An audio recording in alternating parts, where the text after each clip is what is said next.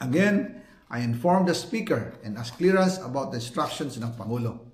At ang sabi niya, wala tayong magagawa.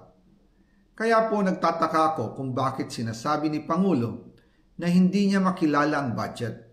Samantalang lahat na binawas at dinagdag sa mga ahensya ng gobyerno ay humihingi ng approval sa kanya si Sec. Mina Pangandaman.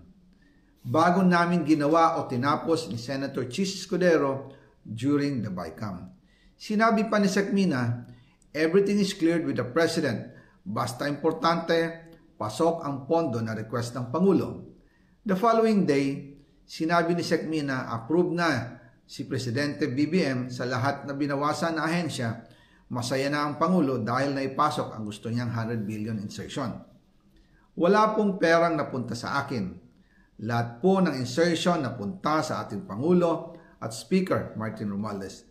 Ako lang at ang aking mga tao, sila Paul Estrada, Mark Tiksay, at ang aking mga security ang nag-deliver papunta sa bahay nila Pangulong Bongbong Marcos at Speaker Martin Romualdez sa North Forbes Park, South Forbes Park hanggang sa Malacanang. Yung mga deliveries po ay merong record ang aking mga tao. Totoo po yung sinasabi ni Orly Gutesa na nag-deliver siya sa Forbes Park. Totoo din po ang sinasabi ni Orly Gutesa na nag-deliver siya sa Malacanang nung siya ay nasa Senado. Para mapatunayan ang mga litrato na deliveries ay ilalabas ko po together with this video.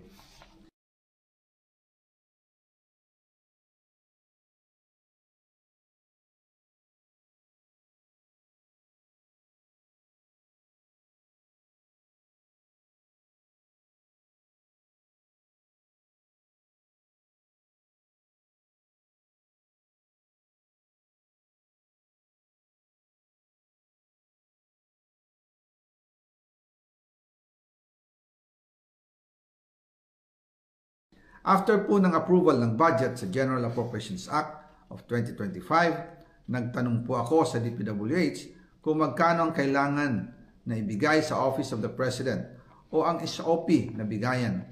Ang sinagot sa akin ay 25%. Ang ibig sabihin nito, 25% ng 100 billion ang SOP na kailangan ibigay kay BBM mismo. In total, 25 billion ang napunta kay Pangulong Bongbong Marcos. Kaya ngayon ay hinahamon ko si Ombudsman Remulla kung seryoso talaga siya sa mga sinasabi niya sa kanyang press release na idadamay niya pati si Martin Romualdez kung magbibigay ako ng ebidensya.